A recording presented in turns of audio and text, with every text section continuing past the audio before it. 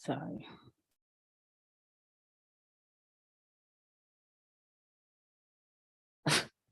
Oh, come on, yo. I, all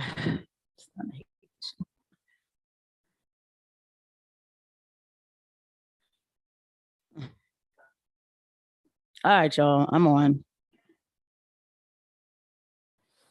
I am on.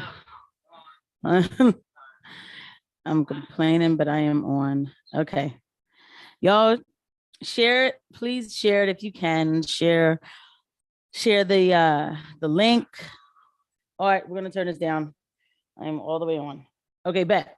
Please share the link. Please share the link. Guys, welcome, and thank you for joining me on That Girl KC, the war talk that you've all been waiting for. Okay, so before I get there, we're gonna go right into everything. Like I said, I want to thank everybody for watching, and I was gonna make a video about what's going on with Ukraine and Russia and everything, but I'm like, I can't take the past 7 months and jumble it into 3 minutes. But what I can do is go on live and we'll have excuse me, y'all, that was my nose itching. I can go on live and we'll have the actual discussion. All right. But before we get started with that, I ran into something that I must talk about. And it was Lizzo and her antics today. Okay. So before we get even started with that, I want to say Florida, anybody, of course, in Florida is probably not watching because you should conserve your energy. And even though, like, I think I'm the bomb, right? But conserve your energy and just watch the replay later. But anyway, we want to send our thoughts to Florida, prayers to Florida. Florida, stay strong, Floridians. I know y'all got this because you guys laugh in the face of danger. Ha ha ha ha. Like, no, but really, you do. When I used to live in Florida, when they were like, hurricanes were coming. People didn't really like go crazy like that. But I remember Hurricane Andrew was pretty bad in Miami. So, oh my God. I remember Hurricane Andrew was pretty bad in Florida in 1994. It was bad in Miami, but so take things seriously. Listen to your governor. I don't want to make a joke about anything. All right. But Florida, y'all got this. I said my prayers for y'all. Y'all got this. Okay. All right. So Casey between recording, but I just wanted oh my God, y'all, I'm sorry. Yeah, I have to shout out the celebrity who just came through on my live. Yo. Yes, his name is Hypnotic. Yes, Hypnotic. You guys, if you're not watching Hypnotic on YouTube, you need to be watching Hypnotic. Let me see, how do you control these things? I'll figure it out.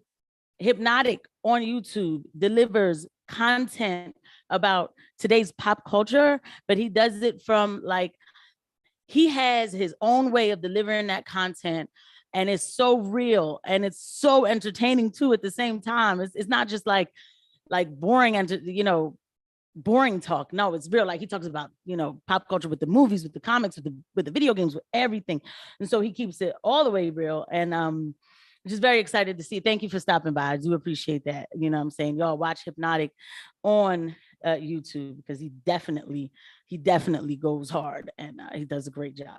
I love his content. All right. And I got my boy No Spoon Podcast is here. Yay. Hey, No Spoon. What's up? What's up?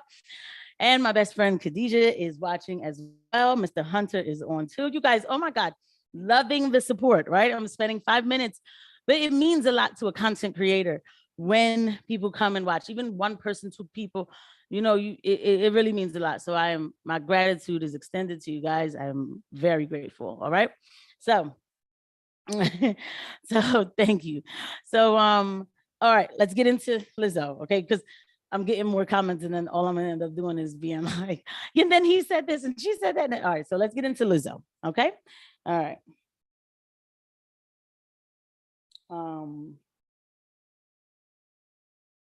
Share the screen because Lizzo played herself today, and people are gonna get mad at Matt Walsh about it, but Lizzo, she played herself, as far as I'm concerned.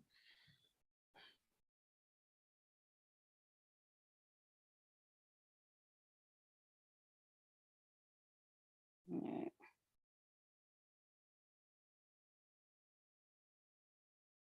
Oh, real quick, this is AOC. I'm sorry, this is AOC talking about. I see people talking about Florida. I see people are out to rushing up rushing to fill their cars for this hurricane at the gas station. This wouldn't be an issue if they had electric cars. If the power is out for a week, how are they going to get gas? We need to start planning and moving forward. First of all, it's a dumb statement, because if the power is out for a week, how are you going to get electric to charge an electric car? Secondly, is now the time to be gloating about a green new energy deal that obviously wouldn't work? Makes no sense. So, all right, we're going to get into Lizzo.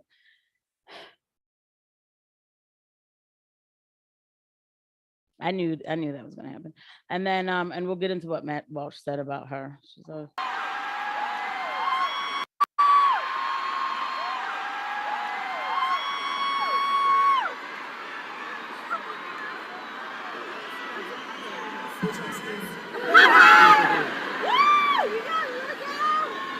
It's crystal. It's like playing out of a wine glass, bitch. So be patient.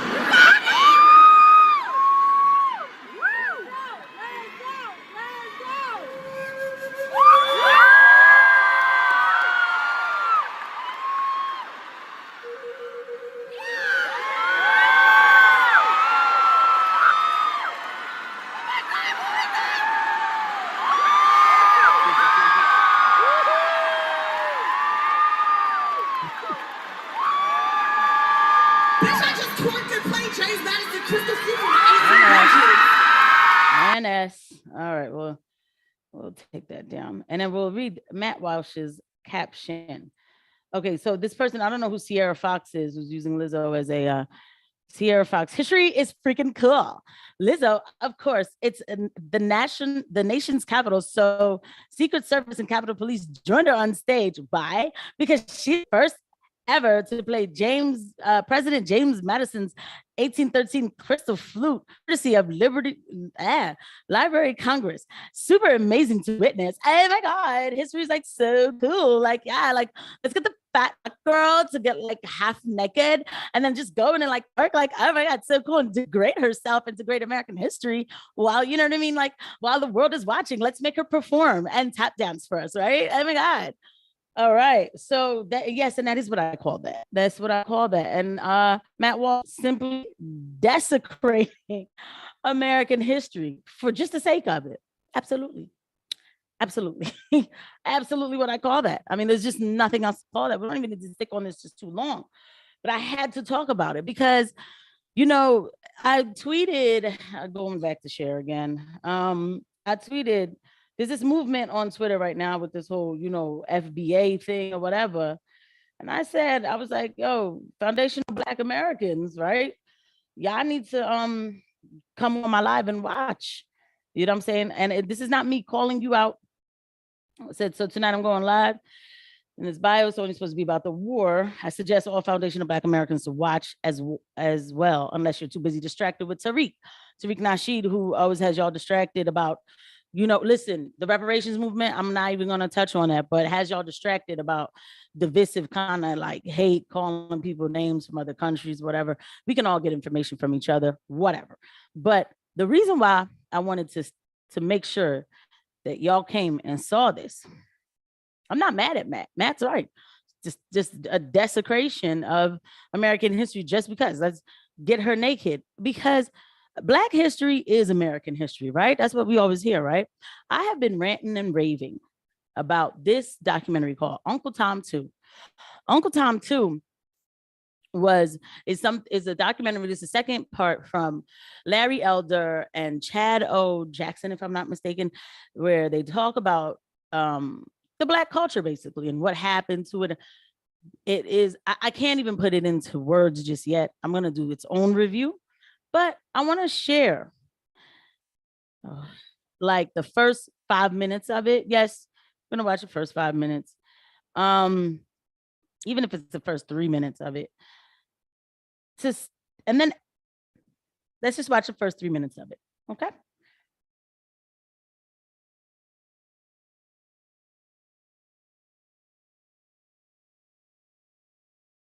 He starts off where he's saying like he wanted to. Okay. My hope is that people will begin to wake up.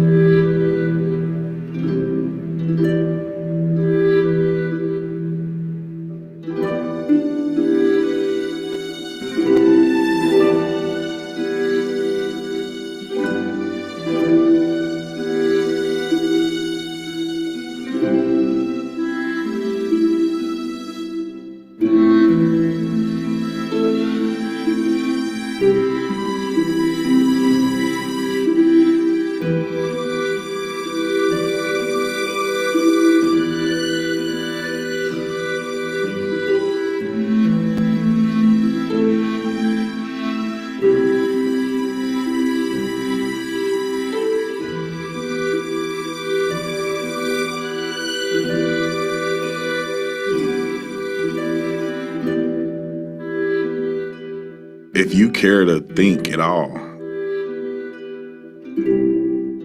it's very clear that something is going on here. There's something to this, man.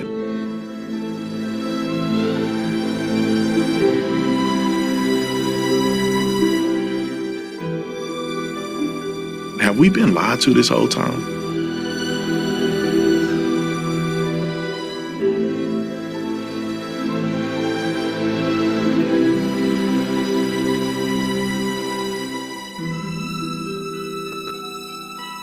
So you saw the young girl, and what is she showing?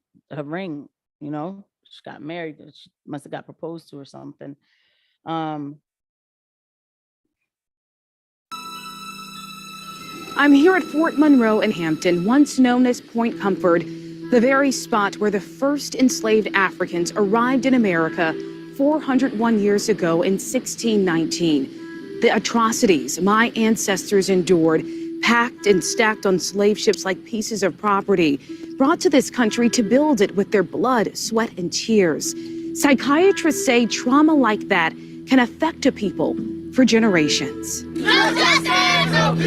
7-year-old Wenta Amore Rogers' passion during a recent protest in New York struck a chord across the country. The amount of passion in her voice, in her eyes for a child that young made me not just see her, it made me see our ancestors before her. So that little girl learned that from history. She learned that from her parents. And that's even like why it's so important for us to continue to tell the story. A little bit more. Nationally renowned psychiatrist Dr. Dion Metzger says the unrest we see today is 401 years in the making. And in the point of slavery, to the point of, whippings and killing and lynchings. The whole idea of using slavery today as an excuse for the crime and dysfunction in the Black community doesn't make a lot of sense. If you look at the Blacks that came out of slavery, they were relatively prosperous, and you did not have the dysfunction and crime that you see taking place today. No, stop there. Hold on.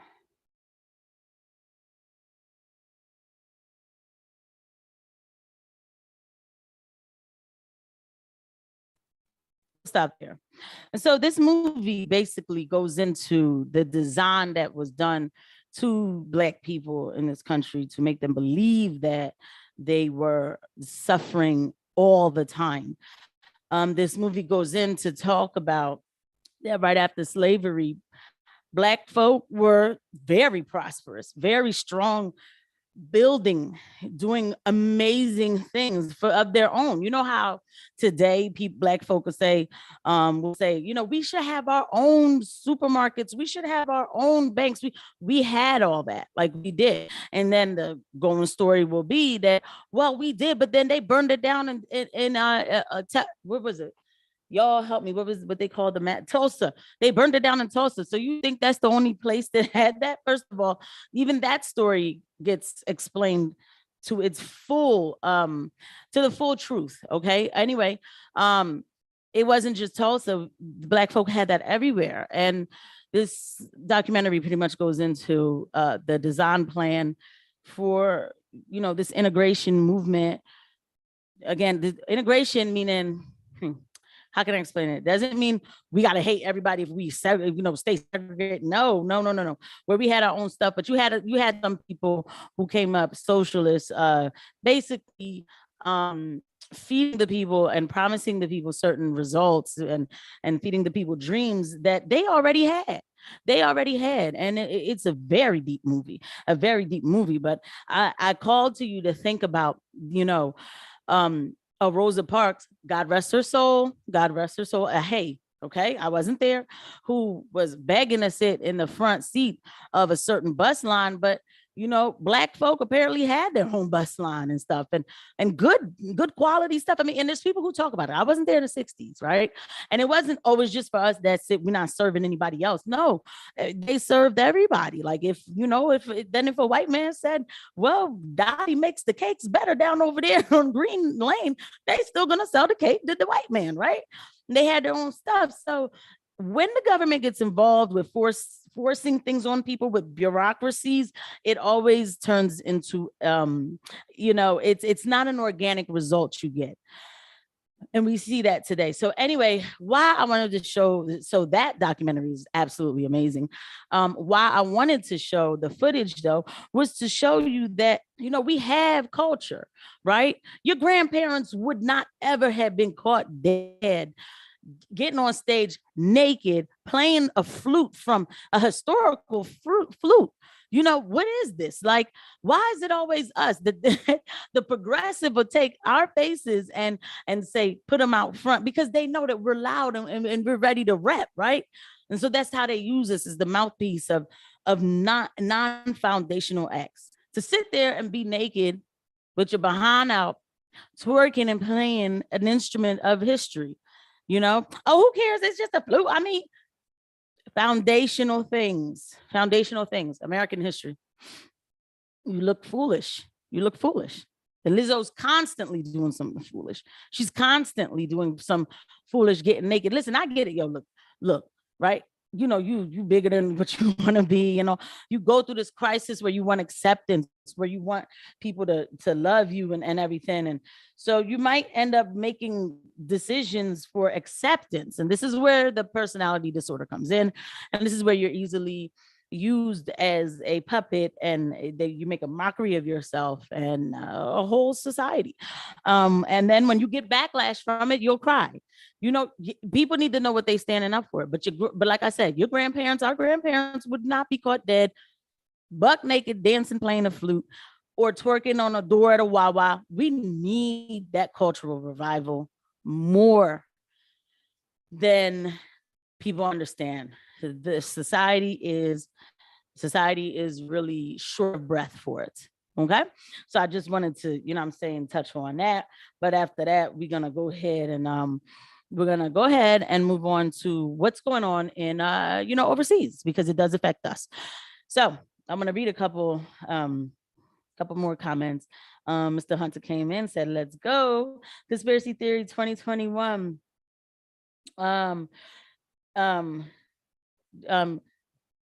Passing through. Hola, thank you, Conspiracy Theory. And Hypnotic, he was leaving. Great stuff, Casey. I have to go record now. Be well and keep pushing out the content. Thank you, sir. It is not easy, but I do appreciate giving it to y'all. And my best friend laughed again about the personality disorder. I know that I'm constant. Yo, you think I always call somebody having a personality disorder? Yo, because what comes from a personality disorder, the root cause is that I just want to be acceptance. I want people to clap for me and love me. And now you don't end up, you don't know who you are. A characteristic disorder, right? So you don't end up knowing who you are. We could do much better than that, right? But it has to start somewhere. You have to have foundation in something. You have to have foundation. You can't answer to yourself the whole time, because then you do foolish things. Broken traditions, you're going to come after I just played the whole Lizzo thing and a piece from Uncle Tom too, that I really, really want everybody to watch. But it's all good though. I'm glad you're here. All right, so we're going to move right into Ukraine. Okay, because while we're not paying attention as usual, while we are not paying attention, the Biden administration has us distracted with abortion, okay, Lizzo, you know what I mean? And you know, thrusting us into nuclear war. All right, so let's get it. Let's go ahead and get into it. This is the part where we're gonna go with meats and potatoes. We're gonna try to make this is gonna probably last like 30 minutes, because we're gonna go into some old stuff that I predicted and kind of go from there. What's going on? All right, so all right, okay. I can't minimize, forgot. I'm gonna take the sound off for now. No, I'm gonna keep the sound. What am I saying? I want y'all to see, I'm gonna look at some of my old stuff, some predictions. In February, when they started talking all this trash about You guys, if you have not subscribed yet to the channel, please hit subscribe, please hit like, share this content, share the video, share the live, guys. Censorship is, I mean, I don't even know what to call it anymore. It's not even censorship anymore. It's called, basically, we just don't want you to have your own thoughts. So we're just going to nip you at the bud. I am suppressed on YouTube because I've been sitting at 3. Every time I go up 1, they take away 2. It's just the most amazing thing, but I'm going to keep on pushing the content, but share, like, and subscribe. And I thank you. Have y'all hit like yet on the, you know what I mean? You can hit like now, you know what I mean? It'll help out. Thank you. Appreciate it. So anyway, in February, I was minding my business. And then all of a sudden, there was like Russia acting up, right? And then so from the minute I heard that, I said, you know what? I was like, this sounds familiar to me. And at the time, I wasn't really a foreign affairs girl. I was more talking about, you know, the mandates and stuff like that. So I was like changing my direction because all of it is government overhaul. So I started to pay attention a little bit, like, well, what's going on? So I made my first video on this and I titled it War with Russia and Why I Don't Trust It. We're not going to watch my whole video. We're going to just start with a little bit. All right, y'all, let's get into it. So I don't want to sit here and act like I'm a know-it-all about everything, about every topic, okay? So foreign policy is not the very nervous girl at the time. She was very nervous, you know what I'm saying? So that was me. And just as a behind the scenes, I ran out of contacts and then I didn't want my glasses to glare, so I can't see nothing while I'm talking to y'all. Anyway, so all right. So what I want to show you is this is Jake Sullivan in February that was starting to tell us Russia was acting up. Who is Jake Sullivan? Jake Sullivan is the National Security Advisor. Jake Sullivan works in the Pentagon. He is the one, you know, one of the big heads making decisions, talking about, you know, if we're going to go to war, if we're not going to go to war, things like that. Talking to the American people about the war that might be imminent in Ukraine. Anyway, let him do the talking. We go now to the White House National Security Advisor, Jake Sullivan. Good morning to you, Jake. Good morning. You were on that hour-long call between President Biden and Russian President Vladimir Putin. There were no breakthroughs. Is there any reason to believe Putin is going to take any of the diplomatic options you've given him? Look, I'm not going to predict what Vladimir Putin's going to do. All I can do is make sure that we're prepared to respond either way. If Russia wants to continue engaging diplomatically to find a way forward to address their security concerns and our security concerns, we're prepared to do that. If Russia decides instead to take major military action against Ukraine, we're prepared to respond decisively. But there's no diplomacy underway right now. There's nothing that came out of yesterday's call. As far as we're concerned, the United States of America, diplomacy is still open and available, but if Russia chooses to move, we're prepared to respond. You said an attack by Russia could happen as soon as this week. Are you seeing Russian troops move into tactical positions? We have seen over the course of the past 10 days. To the end of this guy for a second. And then blame it on the Ukrainians. All right, so that was the thing. I mean, Russian intelligence services conduct some kind of attack on Russian proxy forces in eastern Ukraine or on Russian citizens and then blame it on the Ukrainians. So what he was basically saying was that because he was like, well, you know, we can't predict what's going to happen, even though they were strong in February. Like, well, what we believe is going to happen is that Russia's going to do like a proxy move and then, you know, blame it on Ukraine. And then that's going to make them move, which is exactly not what happened. Right. They were trying to say that Russia was going to kick off a false flag, you know what I'm saying, so that they can make actions. And I remember in February, I was like, I don't understand why this is happening right now. That was my thing. I was like, why are we going to war with Russia? What is going on? You know what I mean? And I kept trying to figure it out. And they were saying, and so you'll see a little bit of me trying to. All right. So that's really what I've been hearing. That's been the most of the discussion. So what's going on apparently is that there's Russian troops that are lining up on the borders of Ukraine. And your first thought is, why the hell do I care? So that was me laughing about it. Like, why the hell do I care? And then I was like, later on, I'm going to tell you why you should care, okay? Because it would affect us in some fashion. And so what was going on was that they were saying that Russian troops, just because, woke up on a Sunday and said, I'm gonna line up on the borders of Ukraine. And no, that's not what it was. What it was, and I will speak now a lot more confident than I was back then, because I've been watching this for the past 7 months. I just don't talk about it as much. But now we're at the point where, you know what I'm saying, they're talking about missiles flying. So I'm like, yo, we have to have this discussion. So what happened was, with NATO, the North Atlantic Treaty Organization or something, if I'm not mistaken, there's like countries that come together, and they came together and they signed a treaty with Russia, you know, the former Soviet Union, and said, all right, we have an alliance, and if you guys ever try to mobilize again, like, we basically want to come for you. And Russia, you know, the former Soviet Union was like, we'll sign the treaty, but you have to promise us that you never increase how many countries join your organization. Okay. And so if I'm not mistaken, like, the number was like 7 at first, it's like now it's like 40 something countries. Like, y'all did exactly what we said y'all should not do, but whatever, we've been sitting up here watching. But if I'm Russia right here, and y'all already got troops lined over here and lined over here, and now here's Ukraine. Yeah, you trying to line up troops over here, and you're trying to force Ukraine to join your team. It puts me in a bad position where I'm sitting like a sitting duck in the middle. So that's what happened. America, Biden administration, bipartisan. Okay.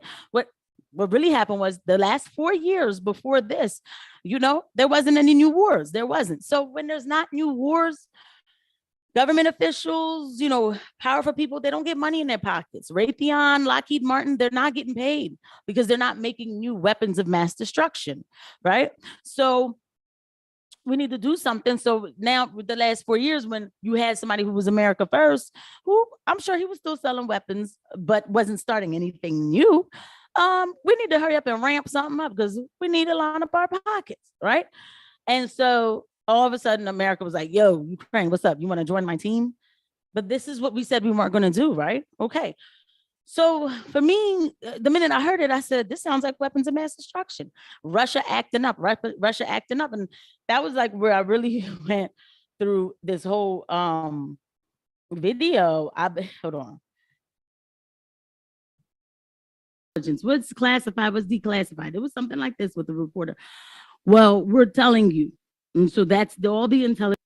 We've looked at the satellites and intelligence. There was a reporter that asked them, how do you know that Russia is like bringing their troops together and gathering, you know? And they were like, well, because it's we know. And then the reporter was like, no, yeah, but you're supposed to tell me how you know. He was like, well, no, but I'm telling you I know. Literally, I remember this. He was like, I'm telling you I know. He said, yeah, but where'd you get the information? Well, it's classified. Well, no, who? You supposed to tell me, like, I'm telling you. He was like, but you know that's not how it works. So I'm supposed to take your mouth face value. You tell me that Russia's doing something, I'm supposed to just believe it. And he was like, you know that's how we do. Like, I couldn't believe it. I was like, oh, okay. And so I'm gonna say, letting us know that this is gonna happen. Well, where's the intelligence? House now does not talk about Cove anymore. My concern isn't even really with the Russian military, because this is 2022. Our gas lines were hacked, and they were shut down. Remember when the gas lines were hacked by Russia? The gas lines, we were told that the gas lines were hacked by Russia, and then Joe Biden went and told them, don't hack these places. And remember when y'all was putting bags of, y'all had gas in bags in y'all trunks, you know what I'm saying? Getting ready to level up the whole neighborhoods, right? Because we couldn't get gas. We were running out of gas, right? Right? I wonder who really did that. So that was, and we'll talk about my concern there. Our gas lines were shut down. Y'all remember that? And everybody had bags of gas in their car. And if you wanted to go into something with Russia, that would have been a good time, but we didn't do anything about it. And in fact, Biden had sent over a list, gave them the hack list. Okay. Those Russian hackers believe that they will, that's mean. I'm not promoting, okay. I'm not saying like, I'm not trying to say I'm anything about to military people, but I'm talking about greed. Greed will make you do silly things. It will make you sell your own family out. I can't help that. I go by the examples that have been given to me. I'm 38 years old and I lived through a time called 9/11. Okay, let's talk about it. So in this video, I really go into really hard about 9/11 and what they did to us in 9/11 and why anybody who is 30 and above is pretty much like, I don't mean to laugh. We're gonna laugh a little bit tonight because we can't take it all too serious because it'll drive you crazy. But you know, all I know, I'm not laughing at 9/11 because a lot of people died. A lot of people died. People died. Oh my God. But what came out of 9/11, if you're 30 and above, you will remember, was weapons of mass destruction. You know what I'm saying? Yeah, my best friend said you're not 38, but you must be listening, and I'm using old footage. That was when I was 38. But weapons of mass destruction, okay? And I lived through that where they was going hard, like, yeah, well, this Saddam has weapons of mass destruction. And we're like, well, and the person who, I think it was Saddam, who was like, if you saying I have the weapons of mass destruction, why don't you come here, stand a camera here so I could show you I don't have weapons. But they was like, nah, we know you got them anyway. WMDs, this is the era that I come from, you know, where something happened here. And we know that it was supposed to be supposedly Saudi Arabia, from what I heard, was behind it, but y'all went to Iraq to go get the weapons of mass destruction that were not there. And today George Bush makes jokes about that. So forgive me if I'm like, who's doing what? Okay. So that's what I kind of get into here. And I go into like other stuff where I'm talking about, as I was going off, we're not gonna go through all my videos. I mean, I would love to have. Hello. All right, y'all, we're just gonna go right into it. I'm not gonna edit this. I always say that, and somehow I edit it. So I have to use the background first. Sorry. So we're going to war. I don't even know what to call it. That's probably why I'm having a hard time coming up with what I'm saying, because all of a sudden tonight we have, hold on, Ukraine says full-scale invasion by Russia is underway, explosions heard across the country. So I guess somehow some sort of bombings going on in Russia, I guess, in Ukraine. So this is what we have here. And then large-scale explosions. And we have Joe Biden. Russia alone is responsible for death and destruction this attack will bring. And the United States and its allies and partners will respond in a united and decisive way. The world will hold Russia accountable. Accountable to what? But what are you holding them accountable already? Like, we have casualties already? Oh my gosh. All right. My disdain, you will see it. Of course, Maddow, she's blogging on why didn't Russia invade Ukraine during Trump's term, because, you know, you got to bring up Donald Trump. But I'm going to bring him up for you. Because, you know, everything does. But you know what? I'm going to bring him up for you here, too. And I am going to bring him up for you because I asked a very important question. So basically, you know, we went through this whole thing in February where Russia acting up.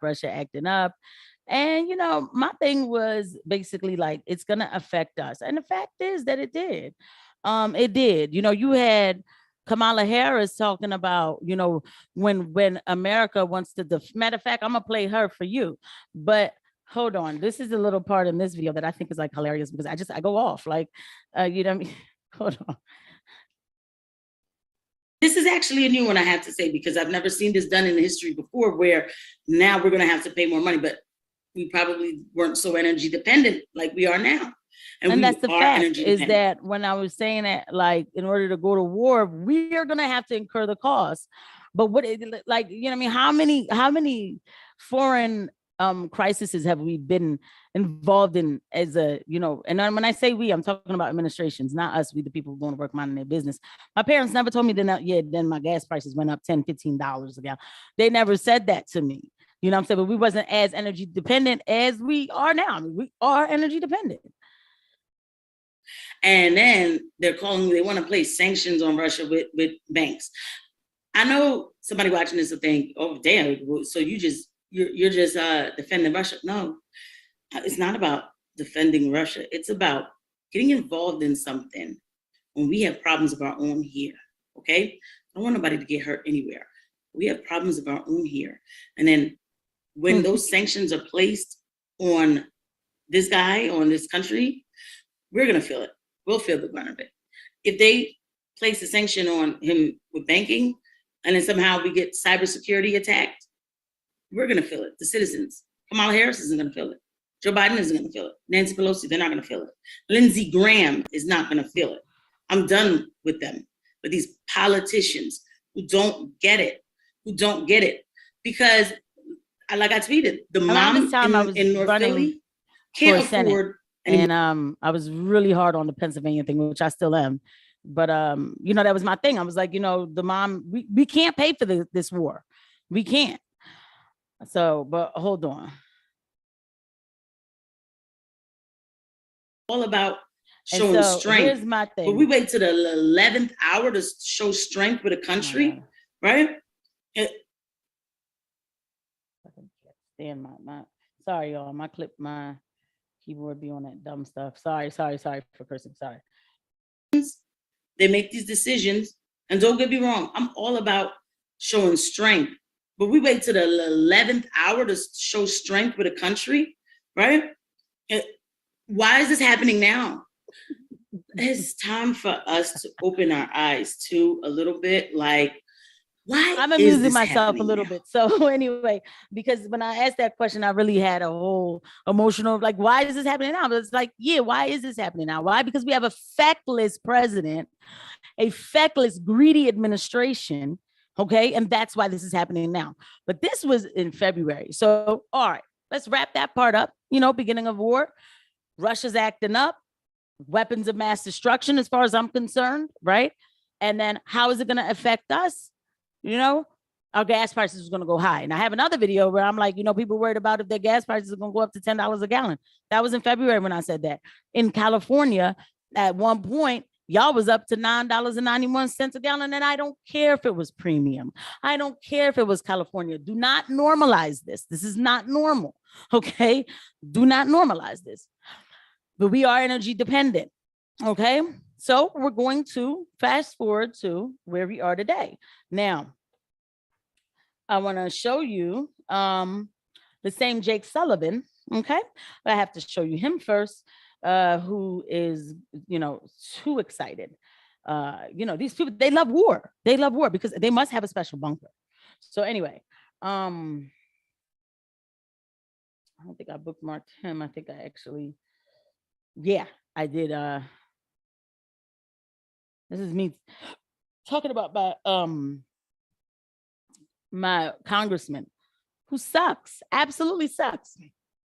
Brendan Boyle sucks. All he does is go and he makes decisions based on his pockets and his boys' pockets, but he ain't worried about us over here because Philadelphia doesn't want war, nor do we want electric cars. All right. Now here it is. Here's your boy Jake, and we're just gonna fast forward him. Biden respond if he makes good on it. $15 billion in weapons to Ukraine, helping them from providing more than $15 billion in weapons to Ukraine, helping them be able to defend their country. There's another thing that continuously happens every other week. Is like 1 billion, 2 billion, billion, a million, trillion. Like, what is this, right? We like, yo, that's crazy. Like, sometimes the socialists, I almost can understand what they mean when they're like, the government should pay for everything. Because at first, my first instinct is like, absolutely not. I don't want them telling me what to do. But my second instinct is they have the money to do it or whatever. This fiat money, they print it all the time and they send it to everybody else. And clearly they're trying to tank the dollar. I know that. But on your way to tanking the dollar, why can't, you know, I get it. You know, the American citizens, send us the money. So then we could, you know, turn it over to gold, have some hard assets. Instead, you send it to Ukraine. And it will not deter us now. And we have communicated directly, privately to the Russians at very high levels that there will be catastrophic consequences for Russia if they use nuclear weapons in Ukraine. What the heck? Wow. Okay. We have been clear with them. and emphatic with them that the United States will respond decisively alongside our allies and partners. And we have protected those communications, which we have done privately to the Russians, but they well understand what they would face if they went down that dark road. So that means taking the fight directly to Russia. We have communicated to the Russians what the consequences would be, but we've been careful in how we talk about this publicly. We've communicated to Russia what the consequences would be, but we've been careful how we talk about it publicly. Translation: we let Russia know we packing. We let Russia know we bout it. Y'all not about it, but we don't want you to know that we let them know that already.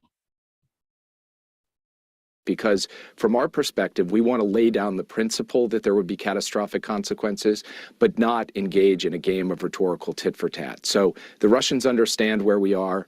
We understand where we are. We are planning for every contingency, and we will do what is necessary to deter Russia from taking this step. And if they do, we will respond decisively. Make no mistake about it. Like they said on the redacted, we are at war with Russia.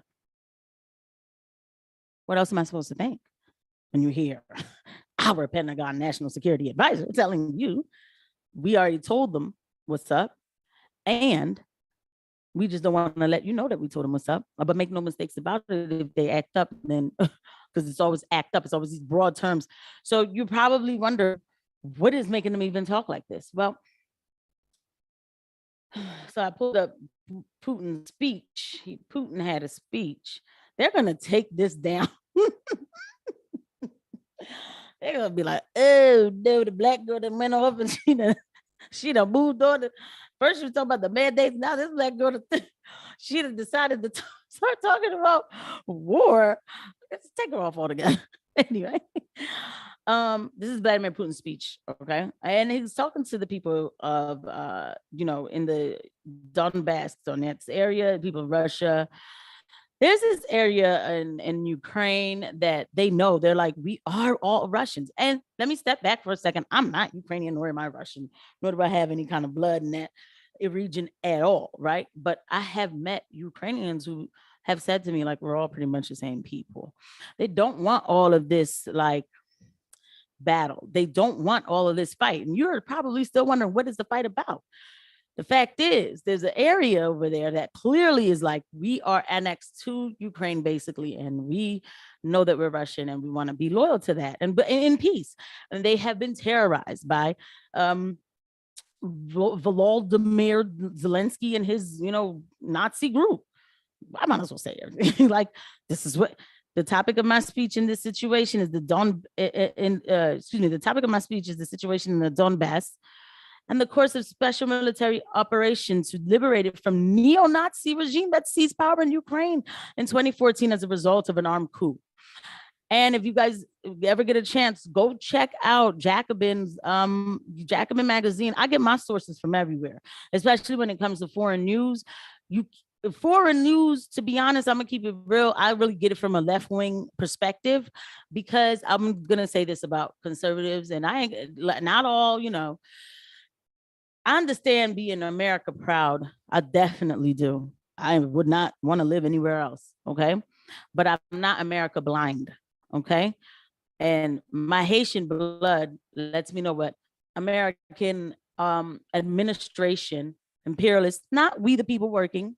I'm talking about imperialists, how they go in other countries, fund coups, remove elected officials, and then place their puppets.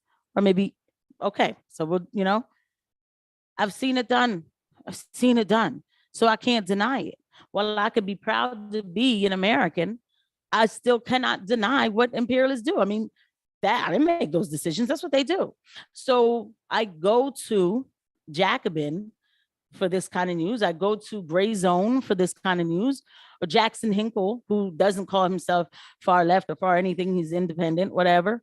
I get my news sources. I know when to go where for my news sources, because I have to have a full scale balance. It's not none of this Russia, bad, Putin bad. I don't know that man. I don't know what goes on over there.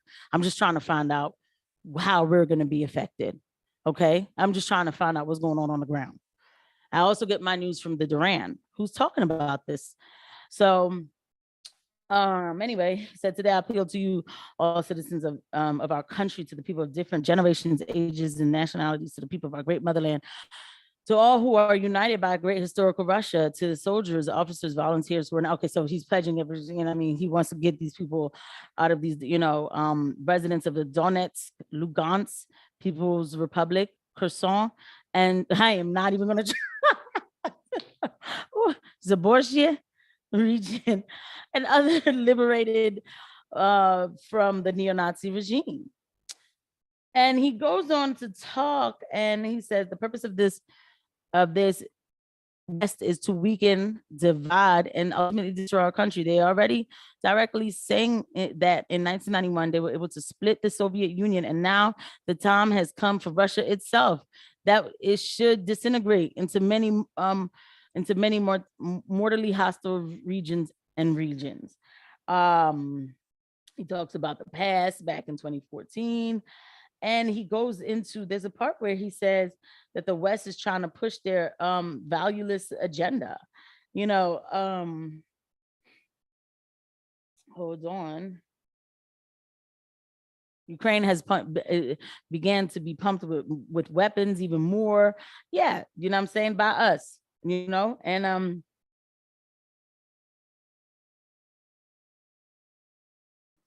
he basically is talking in this. So I'm going to explain a little more, but hold on a second. Okay, here we go. Dear friends, it's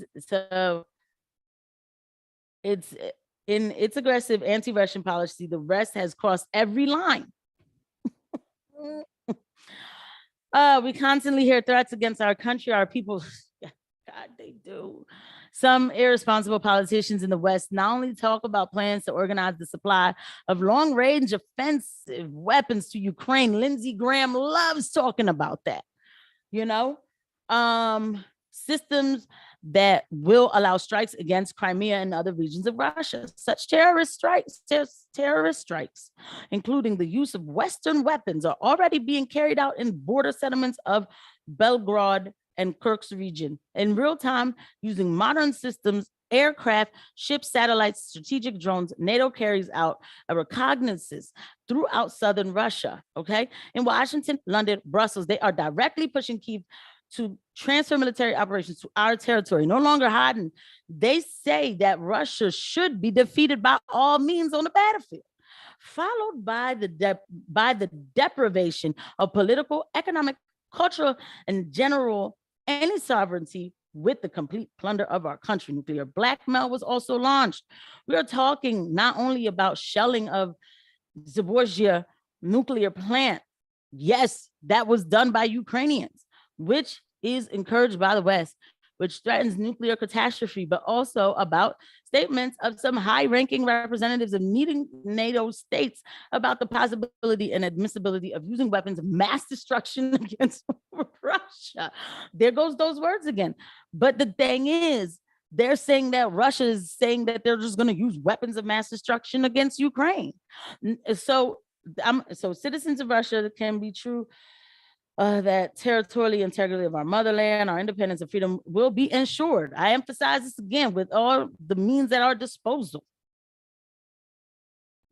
It is in our historical tradition, in the destiny of our people, to stop those who strive for world domination, who threaten with the dismemberment and enslavement of our motherland, our fatherland. We will do it now, and so will it be. I believe in your support. So he basically is saying what is happening, what the West does. They go to countries and they dismantle them. And you could do that in small countries like Haiti.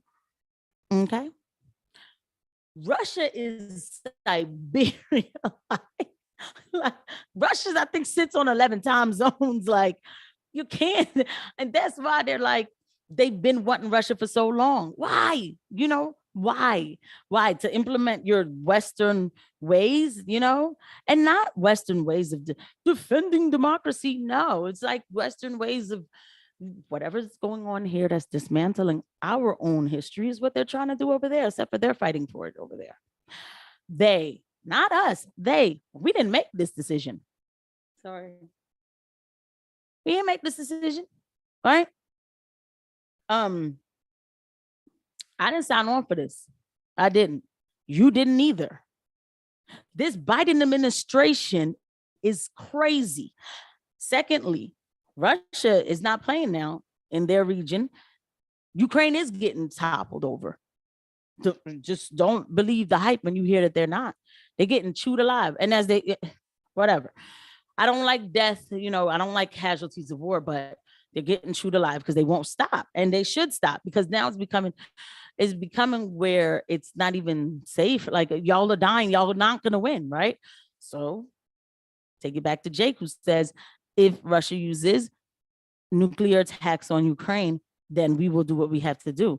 What does that mean? Because right now Ukraine is losing. So are you going to say that they're using nuclear attacks on Ukraine and in order for you to do what you got to do? Furthermore, what are you going to do? But hold on. So we're going to get to the last point, because I got to put my boy on who breaks it down.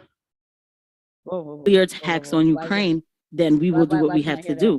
What Good evening and welcome to Tucker Carlson. Right Tonight, now, I hate to start a Ukraine is Tuesday losing, so evening are on you a gonna grim say note, that they're but one of using the nuclear attacks environmental on Ukraine, catastrophes.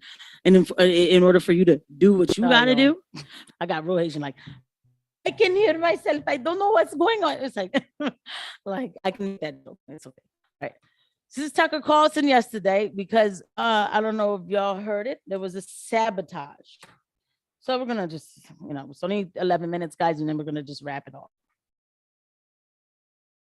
One of the great environmental catastrophes of our time is unfolding tonight off the coast of Denmark. The Nord Stream pipelines, which are enormous Russian-owned conduits that carry natural gas from Russia to Western Europe, have been breached. As we speak, Nord Stream 1 and Nord Stream 2 are pouring millions of cubic meters of natural gas into the Baltic Sea. Pictures from the air, which you can now see on your screen, show a toxic bubble field more than half a mile wide. You can only guess at how many marine mammals are being killed right now, countless. But the lasting damage may be to the atmosphere. Natural gas is comprised of up to 90% methane. Methane, as Joe Biden has often told you, is the key driver of global warming, which is, of course, an existential threat to humanity and the planet. He's sarcastic right now, and I love him for it. So if you're worried about climate change, what just happened to the Nord Stream pipelines is as close to the apocalypse as we have ever come. So the question is, how did this happen? And it turns out it was not an accident. At the very same time that leaks in these pipelines were detected, Swedish officials recorded 2 powerful undersea explosions, each one of which was equivalent to hundreds of pounds of TNT. Nothing in nature can account for that. Almost immediately, the pipelines began leaking in 3 separate places. So there's only one explanation for what happened. This was an act of industrial terrorism. That was very obvious to the Prime Minister of Poland, and he wasted no time in saying so. Watch. Today, we are also dealing with an act of sabotage. We do not know the details of what happened yet, but we can clearly see that it is an act of sabotage, an act that probably marks the next stage in the escalation of the situation we are dealing with in Ukraine. We can clearly see, he said, this was an act of sabotage, an act of terrorism. Well, yes, we can see that. So the question is who did it, and of course the prime suspect is obvious. It would be the same man who caused domestic inflation here in the U.S. and stole the 2016 election from Hillary Clinton. That'd be Vladimir V. Putin. The Washington Post got right to it. Putin, they declared, is now weaponizing the Nord Stream pipelines. According to the Canadian ambassador to the UN, Vladimir Putin has decided to use, quote, pollution as an act of war. Progressive Twitter strongly endorsed this conclusion. Putin did it. And that makes sense until you thought about it for just a moment.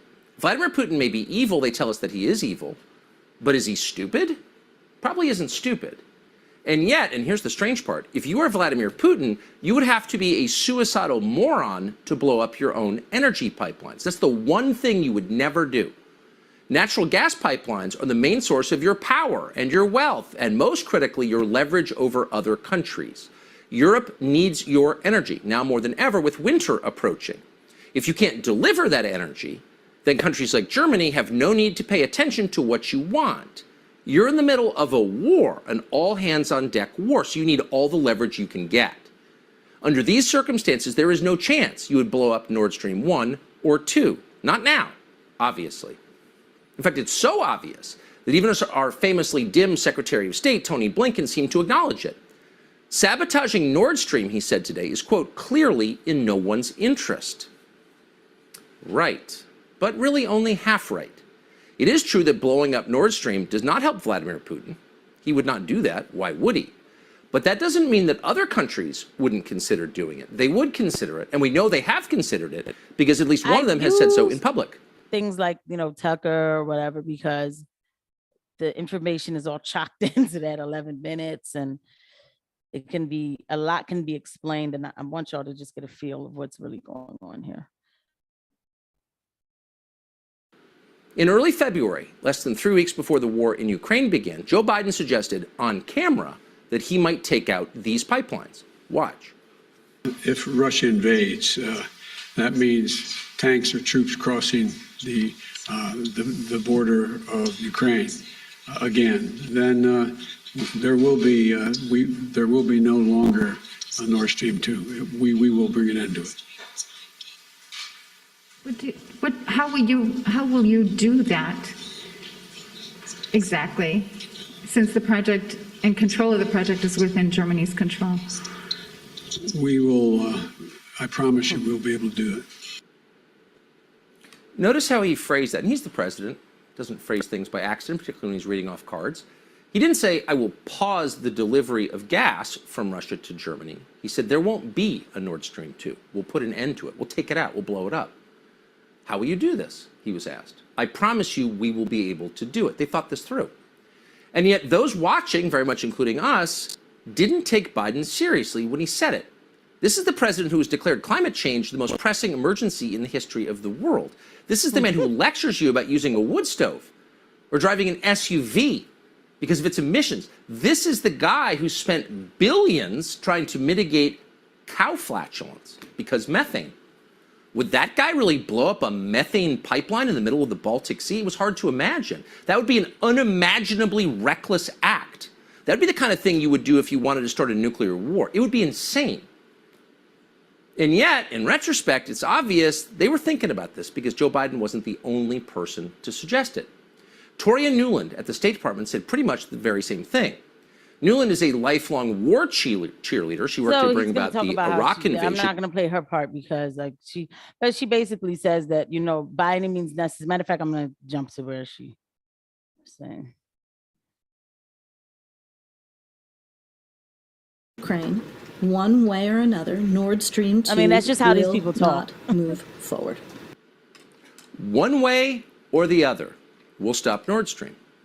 Now, looking back, those words seem chilling 8 months later as natural gas pours into the Baltic Sea and into the atmosphere. So you have to ask, could the Biden administration really do something like this? We can't say for sure. We don't know for sure. We can tell you that close allies of the Biden White House believe they certainly did do it. Radek Sikorski is a Polish politician. He's chairman of the EU-USA delegation in the European Parliament. He's connected. He's also the husband of regime stenographer Anne Applebaum of The Atlantic magazine. Sikorski is so close to Joe Biden that he's got a picture of the two of them together in his Twitter profile. So when the pipelines blew up, Sikorski responded immediately, and here's what he wrote. He did write that. Thank so you, if you go on my USA. Twitter, I retweeted it, and I put, these people think that they are rulers of the world, which is something I learned with that pandemic situation, how they were legislating us. I was like, these people really think they rule the world. They know God is real, but they think they rule the world. So once again, did the Biden administration really do this? It's hard to believe. Given that it's an atrocity, it's effectively an act of terrorism, we don't want to make that accusation. But we should tell you that, maybe not coincidentally, today, a brand new pipeline was unveiled, a pipeline that carries non-Russian natural gas in roughly the same area as Nord Streams 1 and 2. This is called the Baltic Pipe. It was inaugurated in Poland. It will carry natural gas from Norway through Denmark to Poland and other countries nearby. And it's likely to do very well since now it has less competition. Making sense? What does the White House say about this? How are they accounting for what happened today? Well, they're not exactly enthusiastically denying responsibility for it. Instead, they're looking at the upside. Here's the president's publicist noting that the destruction of yet another energy pipeline is yet another opportunity for you to buy an electric car. As you all know, these pipelines weren't pumping gas into Europe at this time. NS2 was never operational, as you guys know. NS1 has not been operational for weeks because Putin has weaponized energy. Off of a card. Putin has weaponized energy. Y'all sanctioned this gas. You said it's not moral enough. Furthermore, Pipeline 1 did have some technical difficulties that they didn't let him fix because of the sanctions. You know what I'm saying? She's always nodding her head and, always so sure she knows what she's talking about. I don't understand how foundational Black Americans, y'all, do not ask for the removal of this Haitian lady, right? Because that's what I keep hearing, but the foundational this, foundational that. Well, look at this lady. She took your Black spot, right? And she's lying to the people. Although they would just have a Black American come and lie to y'all too. We have said this many times before. This just drives home the importance of our efforts to work together to get alternative gas supplies to Europe and to support efforts to reduce gas consumption and accelerate true energy independence by moving to clean energy on my economy. nerves when people make decisions for me. It gets on my nerves because who are you to say we don't want you to use gas and you need to just go ahead and go and use this kind of energy and hey, whatever happened, oh well, so now go get your windmills and your solar this and power your car, and they know it's not going to work. And then she just says this, you know what I'm saying? I gotta hand it to the person who did her eyeshadow. They did a very good job of it, but other than that, she just says this. They lie so much.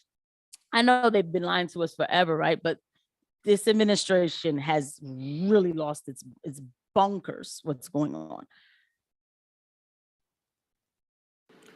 Oh, moving to clean energy, say the people who very may well be responsible for letting methane into the Baltic Sea and into the atmosphere at a scale that most people can't imagine.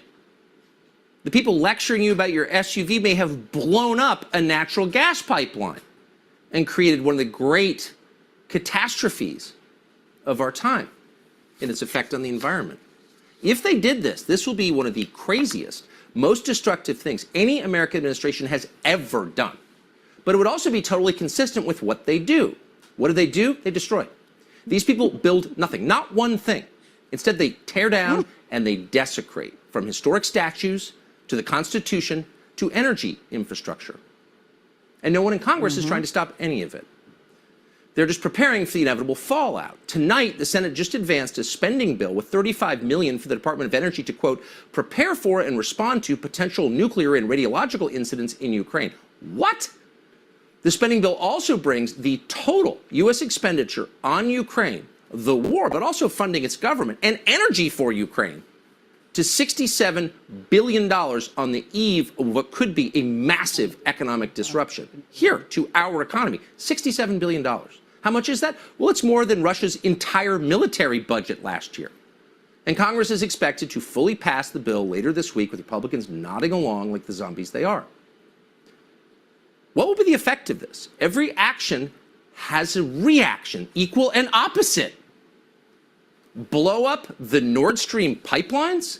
Okay, we've entered a new phase, one in which the United States is directly at war with the largest nuclear power in the world. Doesn't mean it'll go nuclear immediately, but it does suggest there could be consequences. If we actually blew up the Nord Stream pipelines, why wouldn't Russia sever undersea internet cables? What would happen if they did that? What would happen if banks in London couldn't communicate with banks in New York? Just that one piece of it, leaving aside its potential effects on our power grid. But let's just say the banks couldn't communicate with each other for one day. What would the economic effect of that be? Oh, we would cascade downward into your house. We could have an actual collapse. We could wind up very quickly in third world conditions. Those are the stakes. Have the people behind this, the geniuses like Toria Nuland, considered the effects? Maybe they have. Maybe that was the point. Subscribe. And yeah, maybe they have. Maybe that was the point. Or maybe they keep saying that Russia going to do something, or we do it to us. Wouldn't be the first time. Wouldn't be the first time. You know, every crisis, like I've been told, you know, can be used for. Don't ever let a good crisis go to waste, right? And what's coming up in November? Okay, if people ever sometimes can hear my conversations with like my best friend or my brother, and I'm like, yo, man, it's not hard for them to just shut down the communication now and just say that Russia did it. They can blame everything on Russia. What am I supposed to say? What am I supposed to say? You know? But is that not patriotic of me to pay attention to the truth? I saw what they did with COVID. I just want to show you the Duran. These are people who have been following these kind of things long before I even knew these problems existed. Just a little bit of them just basically saying what I was saying. I mean, this is Alexander McCurse was these two. All right, Alexander, let's do foreign affairs. They talk about like, I mean, Alex Christoforou and Alexander McCurse. This is what they talk about, foreign policy, foreign issues. They wrote articles. I mean, you know, I'm first of all just blessed that I get to find out like these creators of like articles and just a lot of stuff that I didn't know back in the day. And I love finding new people who just basically just speaking facts, and that's it. Right. So we're just going to listen to a little bit about Alexander. He has a way of explaining what's going on and explaining it in reality, but then trying to draw back just to calm everything down. But hold on, we're going to skip. We're not going to watch the whole 19 minutes. Update as to what's going on in Ukraine. I mean, they're going to touch on the ground. You may want to on the ground. So, and just to touch on it. And so, hold on. Because I agree, we need to focus on the nuclear thing because that is getting very alarming and very worrying. But I'll deal quickly with the military situation. Well, you're absolutely right. Ukraine's offensive is fizzling out on every front where it was launched. These are people who I gather now on the ground reporting, following the maps of where the armies, you know, where the military is going, you know, how they're moving and all this, that this is what they do. You know what I mean? I know I don't do that. So I go to them who does that. And I'm bigging up their channel because I'm using their channel as a source. There's even some reports that there is indeed some kind of pushback by the Russians in Kharkiv region, that they're sending troops west of the Oskol River back into Kupiansk, western Kupiansk. All very sketchy. We can't really say whether that's the case. There's been a very interesting article in the New York Times of all places. They went to Kherson region, obviously hoping to find news of some great Ukrainian victories there. What they're learning instead, what they're hearing about, is of massive losses, massive Ukrainian losses. What we've been reporting about for weeks, one Ukrainian soldier said that his unit lost 50 men in 2 hours. 2 hours. And another a Ukrainian medic said that when wounded people come from the battlefields, almost none of them are wounded with small arms, you know, with bullets and things like that. It's nearly all from shells and missiles and rockets. They're not getting even close to the Russians in Kherson region. They're being killed in huge numbers. Who are waging a war, so these people are defending themselves. So when you hear talk like that and describe like that, like, yo, people getting blasted, right? And then you go back to Jake Sullivan who says, well, if they use nuclear weapons on Ukraine, okay, nobody's going to use nuclear weapons on Ukraine when they live right next to Ukraine. That's retarded. But they can say that they did. Oh, you see, people were dying. They were dying. They went to war. They're losing a war. And I don't want anybody to, we already know. Okay, so we already know. Because I didn't send them there. I didn't send them there. Joe Biden sent them there. Boris Johnson sent them there. They knew they were never going to win this war.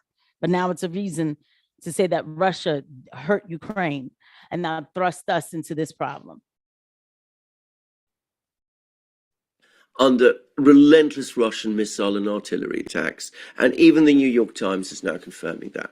So the one place where there, of course, the weather is now changing. We've got the autumn rains coming, all of those things. There's no real logic any longer in trying to capture Krasny Liman, but they're still trying to. It's now become almost like an end in itself to take this not very important Donetsk town in order to show that you're achieving some kind of effective outcome, some kind of. The Biden administration and gave the whole Ukraine military a damn personality. So, all right, let me stop. But for real, it's like, well, we got to at least show we did something for acceptance. So we're going to still keep trying to capture a town that we don't even need. And we're dying while doing it. And then it gives good for the media to say that Russia's just killing Ukrainians for no reason. Outcome that you're still advancing start of the war in February. And then you go and look through Putin's comments. I mean, extremely worrying. Now, can I say this has been a constant chatter, a theme that we've been getting in the British American medias, especially about Putin having made nuclear threats. It goes back all the way to the start of the war in February. And then you go and look through Putin's comments, and you find, just as you've just been doing by looking at his latest speech, that he made no threats at all. He merely restated Russian policy. If there is an attack on Russia with weapons of mass destruction, and he said that the Russians had been getting threats to that effect, which we'll come to in a moment, then they are in a position to respond in kind. That's all he said.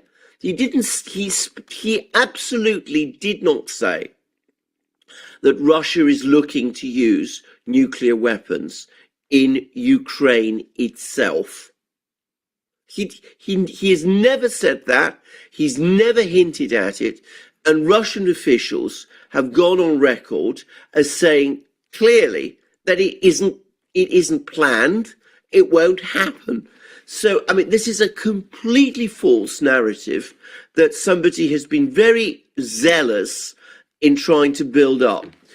But we have learned, thanks to the Washington Post, something else, which is that the US, when I say the US, I obviously mean the administration, has been sending to Moscow apparently a cascade of warnings in inverted commas, and this has been going on for weeks apparently, threatening grave consequences if the Russians ever do what they have always said they have no plan to do, which is use nuclear weapons in Ukraine.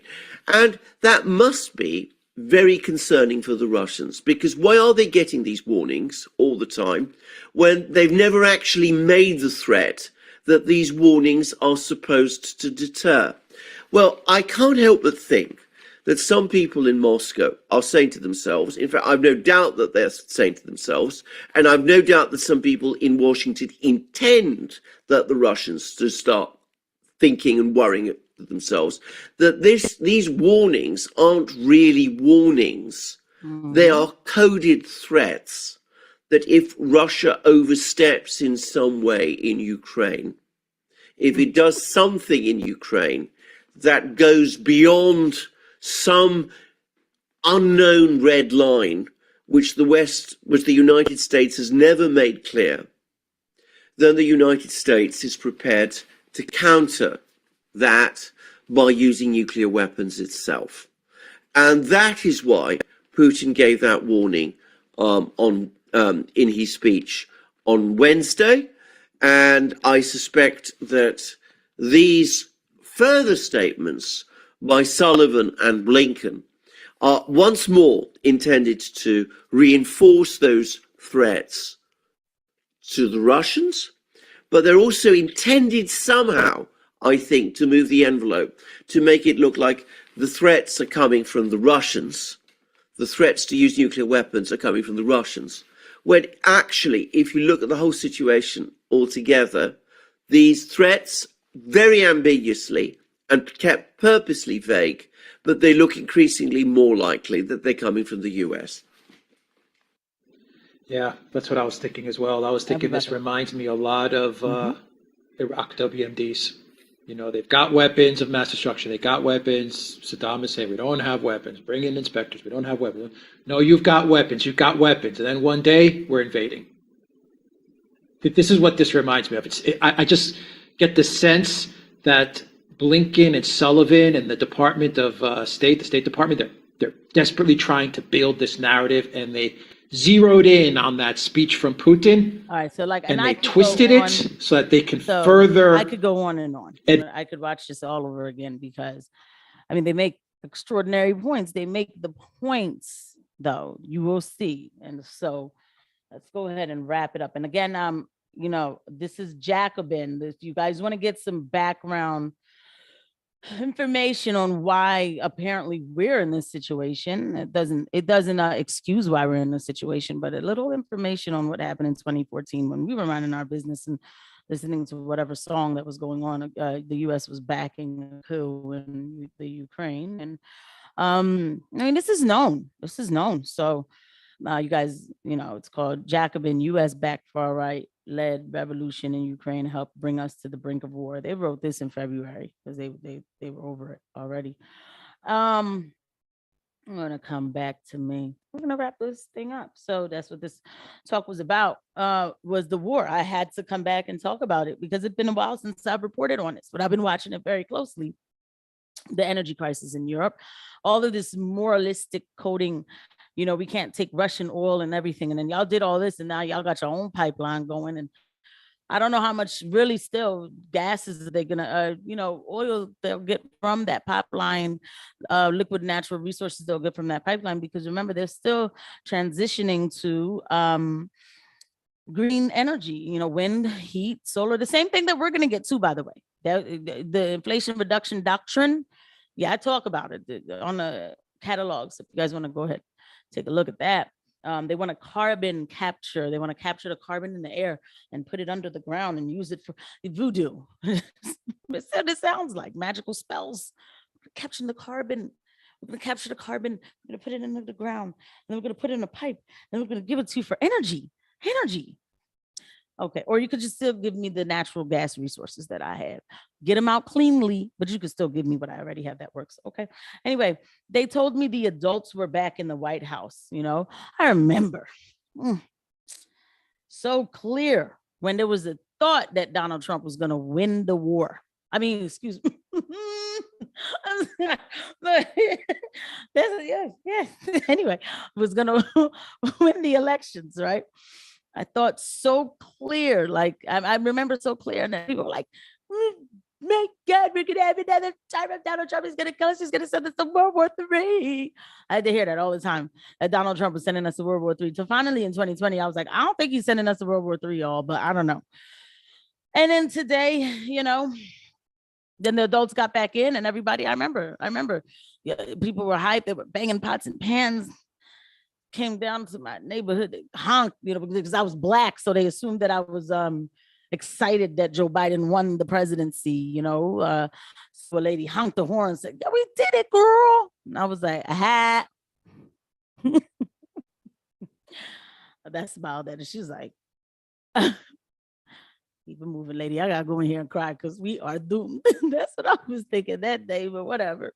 God is real. God is above it all, right?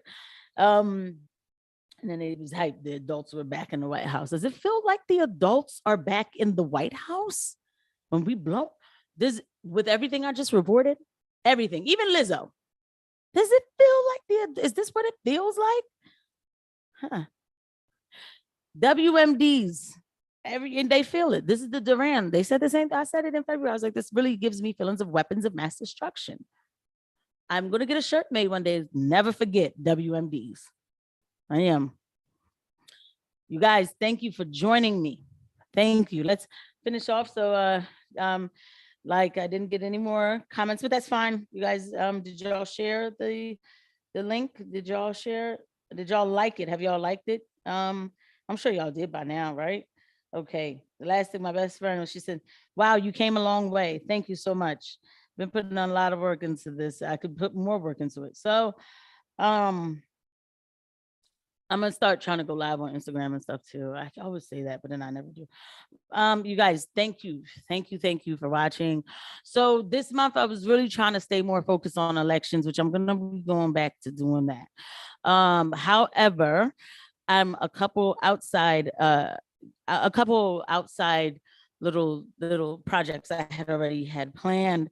Number one, me, Chafe and a No Spoon podcast, and we are going to be on Broken Traditions Live next week at 8:45 p.m. Eastern Standard Time. Don't miss it. So what it is that we'll all have our lives going, and then y'all will be seeing us all at the same time. It's going to be so exciting. So I'm going to be putting out some like advertisements and reminders about that. It's exciting. It really is to have, my brothers on here, talking with me, and I'll be talking with them. So we're going to have it all on our platforms, and then everybody get to come, and it's going to be like a really big party, right? It's going to be so much fun. So, so we had that going on. And then on October the 2nd, I am live streaming with Morgan Dodd, but that one is going straight to my Rumble. You guys, follow me on Rumble. My Rumble, I have my Rumble link to. There is a video on my catalog. I'll put my Rumble link on this description. I will. So come back like in 30 minutes, and then it'll be there. If you can't find it there, if you don't have time to do that, on the monkeypox, there's a monkeypox video. My Rumble link is there. Subscribe to my Rumble. That's where I'm going to stream that particular interview that I'm having on the 2nd with Morgan, because the stuff that we're going to talk about, I'm not going to last. They would blow up my YouTube. So I have to take it straight to Rumble. You know what I'm saying? So that's what we have going on. Like I said, I've been really focused mostly on local stuff, unless something happens. And then, of course, we need to come back and talk about it. But I had to. All of this, I can't put it in 3 minutes. I can't. And I had to come back and recap what is going on out here, what is happening with these decisions. But I'm going to end off on this kind of note. No matter what, personally, if you really want to know, I don't think, you notice all of my, and if you go back and you look at all of my old footage, you'll see that I never, in the name of God, I never really feel like, we're gonna have bombs everywhere. No, I don't believe that. Even China was like, y'all need to chill. Y'all need to chill. Like, we're trying to rule the world, not blow the world up. Okay, so y'all need to chill. I don't think there's going to be bombs everywhere. I do think that there's going to be some sort of cut of communication.